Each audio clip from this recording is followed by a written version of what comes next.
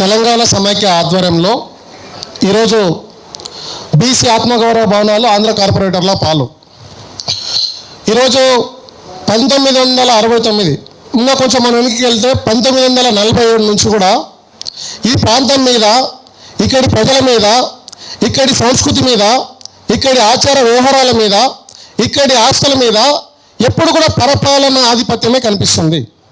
మనం ఆ రోజు కూడా ఈ హైదరాబాద్ రాష్ట్రం ప్రత్యేకంగా ఉండాలని ఆ రోజు కూడా మనం పోరాటం చేసినప్పుడు ఆ రోజు కూడా మనని మోసానికి గురి చేసి ఈ ఉమ్మడి ఆంధ్రప్రదేశ్లో కలిపి ఆ రోజు నుంచి ఈ రోజు వరకు ఈ దేశానికి స్వతంత్రం వచ్చింది. ఈ దేశంలో ఉన్న రాజకీయ పార్టీలు పుడుతున్నాయి, పోతున్నాయి, నాయకులు వస్తున్నారు, పోతున్నారు, కానీ ఇక్కడి ప్రాంతం ప్రజలకు మాత్రం అన్యాయం జరగడంలో మాత్రం అదే వైఖరి ప్రదర్శిస్తున్నారు.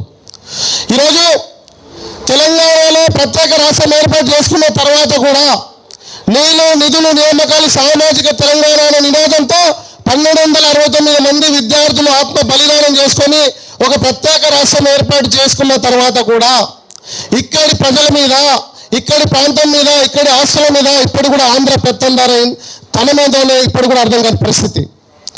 ఈరోజు ఈ బీఆర్ఎస్ ప్రభుత్వం చేసిన ఈ చిచ్చు వల్ల, బీఆర్ఎస్ ప్రభుత్వం చేసిన ఈ అవగాహన లోపం వల్ల, బీఆర్ఎస్ గవర్నమెంట్ చేసిన ఈ తప్పిదం వల్ల ఈరోజు ఈ తెలంగాణ సమాజంలో ఉన్న బీసీలందరూ ఒకరినొకరు కొట్టుకొని చచ్చిపోయే పరిస్థితికి వచ్చింది. 2018లో 2 విషయాలు నేను సూటిగా చెప్పేసి నేను ముగించేస్తా. 2018లో తెలంగాణలో ఉన్న 36 కులాలకి దాదాపు 67 ఎకరాల 30 గుంటల భూమిని తెలంగాణ రాష్ట్ర ప్రభుత్వం ఆ రోజు కేటాయింపు చేయడం జరిగింది. అటు ఉప్పల్ భగవతిలో కావచ్చు, ఇక్కడ కోకపేటలో కావచ్చు. 2021లో బీసీ సంక్షేమ శాఖ నవంబర్లో ఒక జీవో రిలీజ్ చేసింది.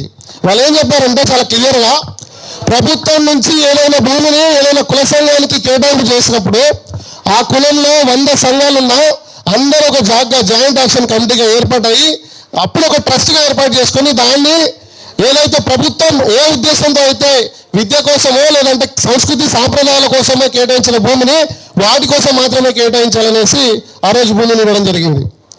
కానీ ఆ రోజు బీఆర్ఎస్ ప్రభుత్వంలో ఉన్న ముదిరాజు పెద్దలు, కుల గద్దలుగా ఉన్న దుర్మార్గులు ఏం చేస్తారంటే ఈ భూమిని ఏదైతే ఈ కోకాపేటలో 5 ఎకరాల భూమిని అట్లాగే 5 కోట్ల రూపాయలను తమ సొంత ఆస్తిగా, ఒక ప్రభుత్వ భూమిని సొంత ఆస్తిగా చిత్రీకరించి ఒక ట్రస్ట్ ఏర్పాటు చేసుకునే పరిస్థితి ఉంది. ఈరోజు కాళోజీ నారాయణరావు గారు ఒక మాట చెప్తారు, ప్రాంతంతో అన్యాయం చేస్తే ప్రాంతం పొలిమరాలకు తరిమి కొట్టాలి, ప్రాంతం వాడు అన్యాయం చేస్తే ప్రాంతంలోనే పాతి పెట్టాలి.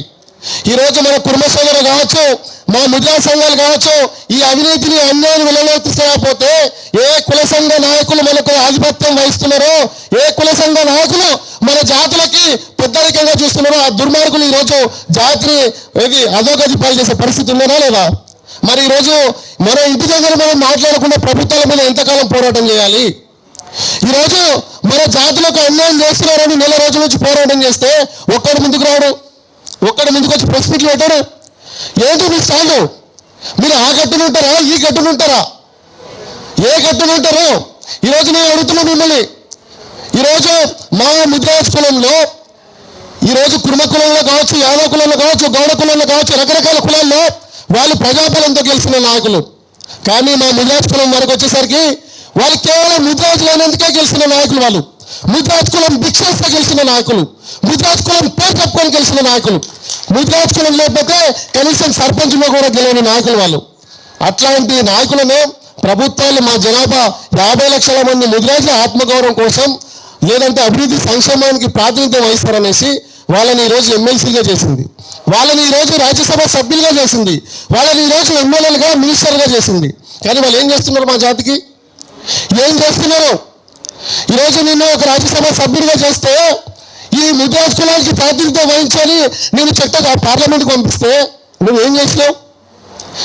ప్రభుత్వం ఇచ్చిన భూమిని తీసుకొని పోయి ప్రైవేట్ ట్రస్ట్గా చేసుకుంటావా? అడిగితే తప్ప? అడగకూడదా? అడగకూడదానేమో. ఈరోజు వరకు నీ స్టాండ్ ఏంటి అసలు? ఈరోజు కుల సంఘాలు కొంతమంది వలస పక్షులు ఉన్నారు. ఈటల రాజేందర్ వెలుగులో ఉంటే ఆయన బూట్లు తాకుతారు, నీలమ్మన్నగా వెలుగులో ఉంటే ఆయన బూట్లు తాకుతారు, కాసాని జ్ఞానేశ్వరరావు వెలుగులు ఉంటే ఆయన బూట్లు నాకుతారు, బొర్ర జ్ఞానేశ్వరరావు వెలుగులు ఉంటే ఆయన బూట్లు నాకుతారు, లేదంటే ఈరోజు వాకేశ్వరరావు వెలుగులో ఉంటే ఆయన బూట్లు నాకుతారు. మీరు చెప్పండి రా బాబు, అసలు మీ స్టాండ్ ఏంటి? బండ ప్రకాష్ వాకిడ సేరన్న చేస్తున్న ఈ అవినీతిని మీరు సమర్థిస్తారా సమర్థించరా? ఒక్కటే చెప్పండి బాబు, మీరు అటు ఉంటారా ఇటు ఉంటారా? ఎటు మీ స్టాండ్? అవును, మా బండ ప్రకాష్ అనేటోడు మా ముదిరాజు బిడ్డ అవినీతి చేస్తుంటే మేము సపోర్ట్ చేస్తాం, ఓ స్టాండ్ తీసుకోండి. లేదు మీరు చేసిన అవినీతి కాదు, అన్యాయం అవినీతి కాదు, మేము వ్యతిరేకిస్తాము, స్టాండ్ తీసుకోండి. మీరు చాలా స్పష్టంగా చెప్పండి, మీరు ఏ గట్టుని ఉంటారు? ఈరోజు ఉస్మానియా యూనివర్సిటీలో, పాలమూరు యూనివర్సిటీలో, హైదరాబాద్ సెంట్రల్ యూనివర్సిటీలో, కాకతీయ యూనివర్సిటీలో, తెలంగాణ యూనివర్సిటీ, శాతవాహన యూనివర్సిటీలో మాస్టర్స్ చేస్తున్నారు, పీజీలు పిహెచ్డీలు ఎంఫిల్లు చేస్తున్నారు, ఎంటెక్లు బీటెక్లు ఎంసీఎల్ చేస్తున్నారు. గవర్నమెంట్ ఉద్యోగాలు వేస్తలేదు. ఉస్మానియా యూనివర్సిటీలో మాస్టర్స్ చేసి వాడు ఏం చేసుకొని ఇంటికి వెళ్ళాలి? ఈరోజు ఒక కూలి చేసుకుని ఒక గ్రామీణ నుంచి వచ్చి ఒక ముదిరాజు బిడ్డ, ఒక యాదవ్ బిడ్డ, ఒక కుర్మ బిడ్డ, ఒక గౌడ బిడ్డ, ఒక ఎంబీసీ వర్గాలకు చెందిన బిడ్డలు ఈరోజు అశోక్ నగర్లో కావచ్చు, ఆర్టీసీ రాష్ట్రంలో కావచ్చు, దిల్సుఖ్ నగర్లో కావచ్చు, ఈరోజు ఎంత బానిస బతుకులు బతుకుతున్నారు. ఒక్క పూట 5 రూపాయల భోజనం తిని ఒక రోజు మొత్తం కష్టపడి చదువుకుంటున్నారు. అట్లాంటి బిడ్డల కోసం కదా ప్రభుత్వం కేటాయించిన భూములు, వాళ్ళ ఆత్మగౌరవం కోసం కదా కట్టించిన భూములు. మీకు తెలుసా ఎవరైనా మీ పిల్లలు ప్రభుత్వ పాఠశాలలో చదువుకున్నారా? ఏవైతే కులం పేరు చెప్పుకొని బతుకుతున్న మొదలు మీ పిల్లలు ఎక్కడైనా ప్రభుత్వ యూనివర్సిటీలో చదువుకున్నారా? మీకు తెలుసారా బాబు మా కష్టాలు, మా బాధలు, మా ఆకలి సాగులు, మాకు జరుగుతున్న అన్యాయాలు వీళ్ళు ఎవరికైనా తెలుసా? ఏ ఒకరికైనా తెలుసా? మీకు ఏం తెలుసా? ఈరోజు కులం పేరు చెప్పుకొని బతుకుతున్నారు మీరు. అరే మీరు ఇప్పటికైనా మాట్లాడంటే వెనాలరా, దుర్మార్గుల లంగల్లారా మాట్లాడండి. మీ స్థానం ఏంటి? మీరు ఆ గట్టును ఉంటారా ఈ గట్టును ఉంటారా? మా ముజా సంఘ నాయకులు నేను అడుగుతున్నా, ఆ గట్టున దుర్మార్గులు ఉన్నారు, అవినీతి పరులు ఉన్నారు, దళారులు ఉన్నారు, దొంగలు ఉన్నారు, లంగలు ఉన్నారు.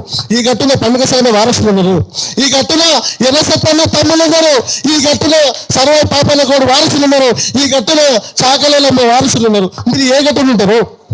ఆ బానిసల చక్క ఉండి అక్కడే ఉంటారా? లేదంటే ప్రశ్నించి ఇంటికి వస్తారా?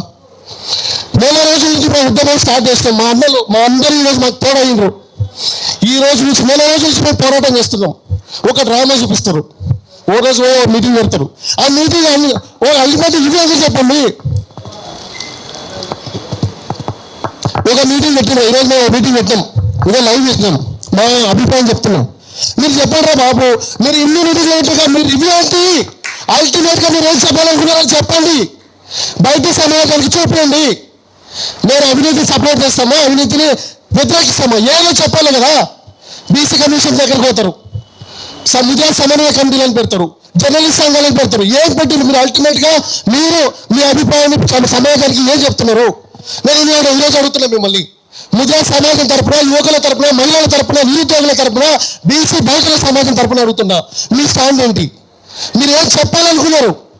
ఈరోజు ముద్రాజ్ కులం తరపున నువ్వు మినిస్టర్ అయినావు, వాకిడ సేరన్నా, నువ్వేం చేసినావు? ముద్రాజ్ కులం వల్లనే నువ్వు మినిస్టర్ అయినావు, కానీ నువ్వు మినిస్టర్ అయిన సంవత్సర కాలం అవుతుంది. ఇప్పటికీ రేపు నేను గాంధీ భవన్ ముట్టడి పెట్టుకున్నాం. పాలమూరు యూనివర్సిటీలో, కాకతీయ యూనివర్సిటీలో, ఉస్మానియా యూనివర్సిటీలో, సెంట్రల్ యూనివర్సిటీలో, తెలంగాణలో చాలా గ్రామాల్లో, మండలాల్లో నేను ఈ పోస్టర్ రిలీజ్ చేస్తుంటే 50 మంది ఇంటెలిజెన్స్ పోలీసులు నాకు ఫోన్ చేస్తున్నారు. నేను పెట్టే ప్రతి పోస్ట్ గ్రూప్లలో ఈ దళారులు, ఈ బూట్లు నాకి విలువలు వాళ్ళకి చూసి చెప్తున్నారు. కానీ ఒక్క మినిస్టర్ ఇప్పటివరకు మినిస్టర్ మనుషులు కానీ ఫోన్ చేయరు. మీ స్టాండ్ ఏంటి? నువ్వు మినిస్టర్ అయి ఏం చేద్దాం అనుకున్నావు? నువ్వు చెప్పావా? నీ అభిప్రాయం చెప్పావా? నీవు నా జాతి బిడ్డ అయినొచ్చు, కానీ నా జాతి నాశనం చేస్తావు. నువ్వు నా జాతి బిడ్డ అవ్వట్లేదు. నీవు నా జాతి కోసం, సంక్షేమం కోసం, అభివృద్ధి కోసం, నా జాతి బిడ్డల సామాజిక న్యాయం కోసం నువ్వు పోరాటం చేస్తావు. నువ్వు నా జాతి బిడ్డవు. నువ్వు నా జాతిలో పుట్టిన, నా జాతికి అన్యాయం చేస్తే నువ్వు పరాయనోడివే కదా. ఇప్పటి వరకు నువ్వు ఏం చేస్తున్నావు నా జాతి కోసం?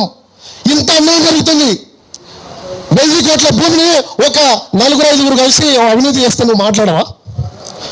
ఈరోజు ముజా సమాజంలో అన్ని అవినీతులు, అన్ని అన్యాయాలు, మత్స్య సొసైటీలు అన్యాయాలే, మత్స్య శాఖలు అన్యాయాలే. ఈ భారతదేశంలో అతిపెద్ద శాఖ ఏదన్నా అవినీతి శాఖ ఉందంటే అది మత్స్య శాఖ. రోజు 100ల మంది మత్స్యకారులు చెరువుల వాడి చచ్చిపోతున్నారు. ఒక రివ్యూ పెట్టవు. 100ల మంది ముద్రాజ్ బిడ్డలు ఈరోజు చెరువులలో చచ్చిపోతే వాళ్ళకి ఇన్సూరెన్స్ లేవు, అడగవు. మత్స్యశాఖలో సభ్యత్వం లేక వాళ్ళకి రుణాలు రావట్లేదు, అడగవు. పిల్లలకి రిజర్వేషన్లలో, రోస్టర్ పాయింట్లలో అన్యాయం జరుగుతుంది, నువ్వు మాట్లాడవు. బయట ఇంటర్మీడియట్ లేదు, అడగవు. ఏ దాని అడుగుతావు? ఒక ముద్రాజ్ బిడ్డను నరికి చంపితే నువ్వు మాట్లాడవు. ఒక ముద్రాజ్ బిడ్డకు ఇక్కడ రావాల్సిన చైర్మన్ పదవి రాకుండా చేస్తే నువ్వు అడగవు. నువ్వు ఎవరి కోసం పనిచేస్తున్నావు? నువ్వు ఏ మినిస్టర్వి, నువ్వు ఏ ఎమ్మెల్సీవి, ఎవరి కోసం? మీరు ముజా సంఘాల పేరు చెప్పుకొని ఎవరి సంఘాలు నాకడానికి మీరు సంఘాలు పెట్టుకున్నారు? నేను అడుగుతున్నా మిమ్మల్ని, అరే ఎంత ఆవేదన పడుతున్నారా బాబు? మీకు తెలుసా ఈరోజు అశోక్ నగర్లో ఆర్టీసీ క్లాస్ స్టాండ్లో 5 రూపాయల పౌచలు తిని రోడ్ల పక్కన వండుకుంటున్నారు ఆ ముద్రాజ్ బిడ్డలు. మీరు ఎవరికైనా తెలుసా? ఆ వేదన ఏంటో మీకు తెలుసా? మీరు మాట్లాడరు, స్పందించరు, ఎవరి వెలుగులో ఉంటే వాళ్ళని సంకరాక్తారు. ఇదేం రాజకీయం? ఇదేం కుల సంఘం? కుల సంఘం లక్ష్యం మీద మీరు కుల సంఘ నాయకుల, కులాన్ని నాశనం చేసే నాయకుల మీ స్టాండ్ అంటే చెప్పాలి కదా. ఒక్కరు కూడా చెప్పాడు. ఈ రోజు నుంచి నేను చెప్తున్నాం, పండుగ సాయన్న యుద్ధం చేస్తే ఎట్టుంటాడో, ఎర్ర సత్యం పోరాటం చేస్తే ఎట్టుంటాడో మేము చూపిస్తాం. ఎవరిని వదిలిపెట్టాం. మేము మళ్ళీ చెప్తున్నాం, కొంతమంది ముదిరాజు బిడ్డలకు ఈ వీడియో చూసే వాళ్ళు కూడా, మేము చేసే పోరాటంలో మీరందరూ రావాలి. మీరు అంతా సినిమా చూసి ఎలక్షన్ మూమెంట్లో వచ్చి నేను ముద్రాజ్ బిడ్డను నాకు ఓట్లు వేయండి, నేను ముద్రాజ్ బిడ్డను నాకు రాజకీయ పార్టీలు టికెట్ చేయలేదని మీరు ఆ రోజు ఆడల ఏడుపులు, దొంగ ఏడుపులు, లేదంటే లంగ ఏడుపులు వేస్తే చెప్పు తీసుకొని కొడతాం. మీరు ఈరోజు కులం కోసం పనిచేస్తేనే ఆ రోజు మీకోసం కులం పనిచేస్తుంది. కులం కోసం మాట్లాడండి, కుల సమస్యలతో మాట్లాడండి, కులం పక్కన నిలబడండి. అప్పుడే మిమ్మల్ని కులం నమ్ముతుంది, కులం మీ పక్కన నిలబడుతుంది. కాబట్టి రేపు గాంధీ భవన్లో పెద్ద ఎత్తున గాంధీ భవన్ ముట్టడుంది. అందరు కూడా తెలంగాణ రాష్ట్రంలో ఈ వీడియోలు చూస్తున్న ప్రతి ఒక్క బహుజన బిడ్డ, బీసీ బిడ్డ, బడుగు బలహీన అనగారిన వర్గాలకు చెందిన ప్రతి బిడ్డ కూడా ఈ ఉద్యమంలో పాల్గొనాలనేసి మేము కోరుతున్నాం. Thank you so much.